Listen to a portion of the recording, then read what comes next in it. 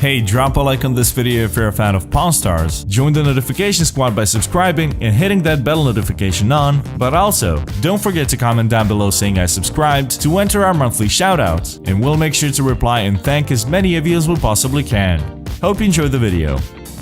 Undoubtedly, the guys from the Pawn Stars are veterans in the pawning business, and over the years they have accumulated great knowledge and vast experience. Still, the knowledge comes with a cost and experience doesn't come easy. We have all heard Rick Harrison say, "I gotta make a profit here" a million times, and usually he manages to do so. However, there have also been times when the Pawn Stars ignored all the signs and ultimately made bad calls and lost money. Whether they got carried away by the item, decided not to call their expert buddies before purchasing, or just left Chumley alone in the shop, every guy from the world famous gold and silver pawn shop made a mistake at some point and got ripped off. One of the biggest rip-offs of Pawn Stars occurred before they even became the celebrity Pawn Stars as we know them today. Back in the late 1970s and early 80s, the so-called CZs, short for cubic zirconias, appeared and flooded the markets. These clean-cut, synthetic diamonds appeared to be 100% real whenever tested at that time and effectively fooled numerous pawn shops all across America. The old man himself suffered a loss of around $30,000 due to the fake diamonds, but he has learned his lesson.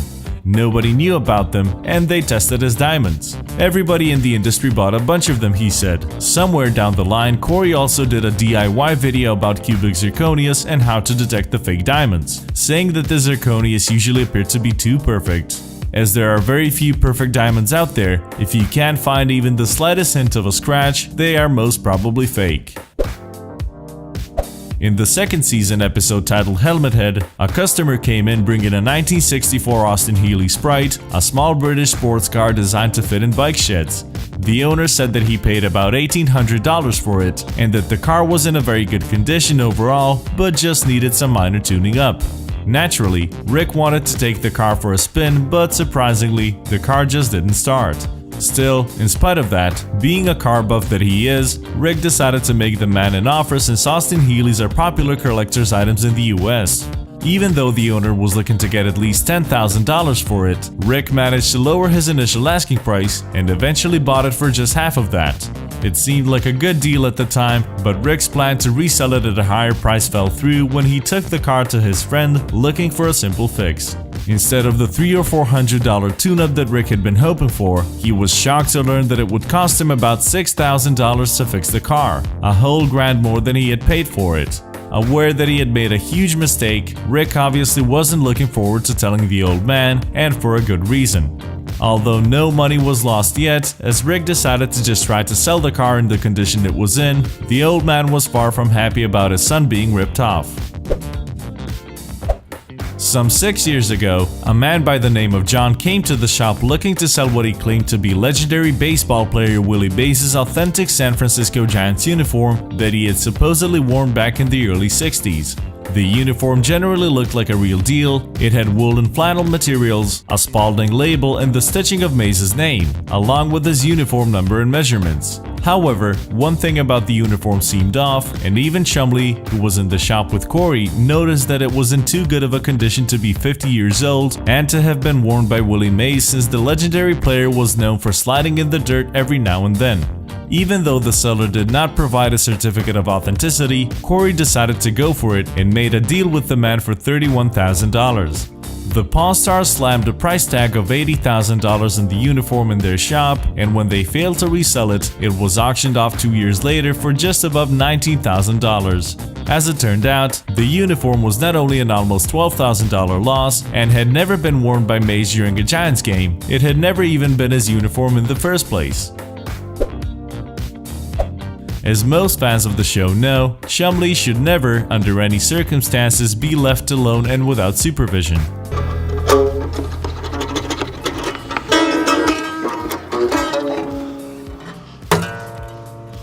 Thank you. He always seems to be the scapegoat when something goes wrong at the shop, and usually it's for a good reason. Such was the case in one of the episodes from season 4, when he was minding the shop all by himself and a man walked into the shop carrying a vintage Gibson mandolin he picked up at a yard sale. Since the Harrisons were out of reach, it was up to Chum to appraise the item. He remembered the time when Rick drooled over another mandolin they had in the shop before, so he decided to go above his purchase limit of $1,000 and sealed the deal at $1,500. Even though the mandolin had the decals on the edges and the stamp of the modern script Gibson logo was visible through one of the F-holes, it proved to be just one of the thousands of fake ones that can be found across the US. Unfortunately for Chumley, who was worried about impressing Rick, he lost $14,000 since a friend and music shop owner later estimated the mandolin's worth at just $100. In an episode aptly named Chum's Risky Business from season 15, a woman entered the shop with boxes and boxes of old comic books that she inherited from her uncle. All the comic books she doesn't know anything about were handed down to her, and she was looking to sell them, certain there's something valuable in the pile. Judging by the prices of them, Chumley concluded they date from 70s or 80s, the period also known as the Bronze Age of comics. Without asking for a second opinion, Chumley started haggling. The woman's initial asking price was $2,000, but Chumley immediately lowered it, taking into account the time needed to go through all of them and find the diamond in the rough. He offered her $50 per box, which summed up to $350, but they eventually struck a deal at $500, with Chum saying that life is about chances, and sometimes you just gotta take them.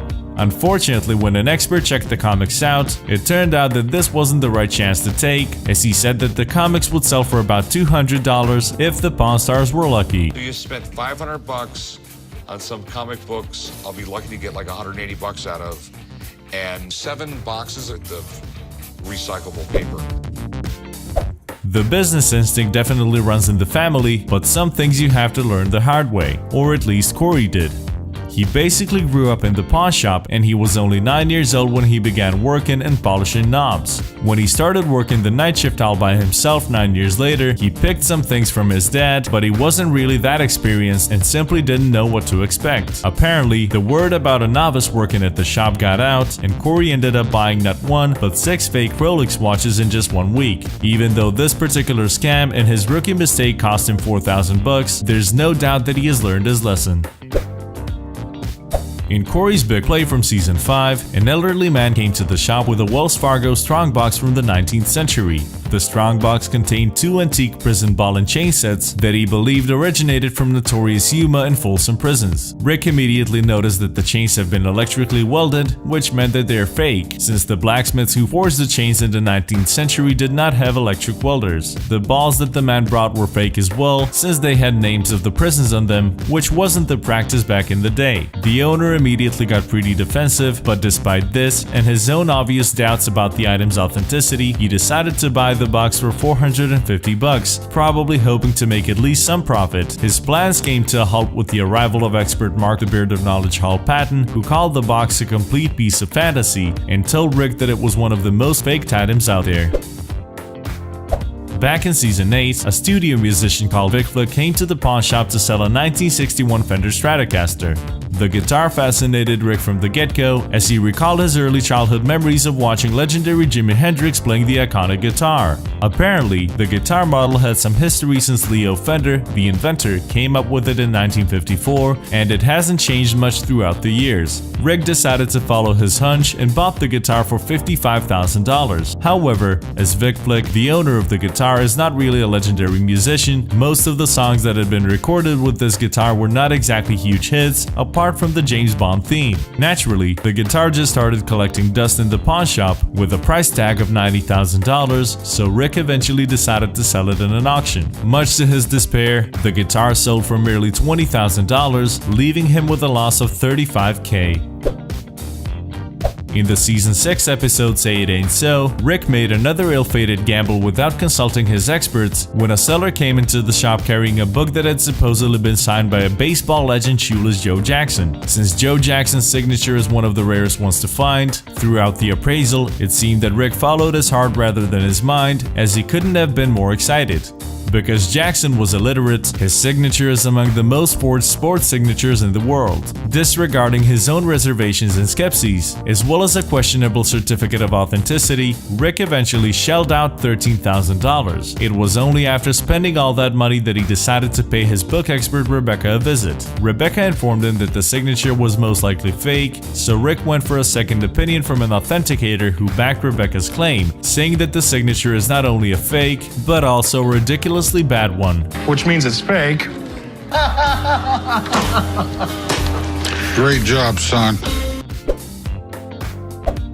Despite making great efforts to abide by state and local laws, the gold and silver pawn shop staff has, unknown to them, occasionally taken in stolen property, like pretty much every other pawn shop. In Season 7's episode called Shekel and Hide, Rick bought a 2,000-year-old Tyrian shekel, a coin most historians believe was the mode of currency used in the infamous transaction of the 30 pieces of Judas, paid to Judas to betray Christ. It's a shekel of Tyre, like from the Bible.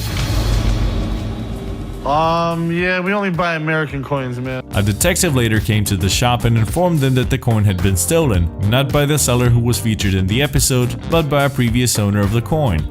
Nevertheless, the Harrisons were allowed to keep it as the original owner had been compensated by his insurance policy. But while they got lucky there, it turned out that Rick had paid way too much for the coin. A well-preserved shekel of Tyre would usually only be worth around $1,200, and because it had been cleaned, this one had lost a lot of value, so most of the $1,600 that Rick had paid for the coin are probably lost forever. Thank you for checking this video out, and don't forget to smash that like button and also subscribe for new videos every day. Turn that bell notification on and comment down below that you subscribed, and we'll make sure to reply and thank as many of you as we possibly can. Once again, thank you for watching and see you next time.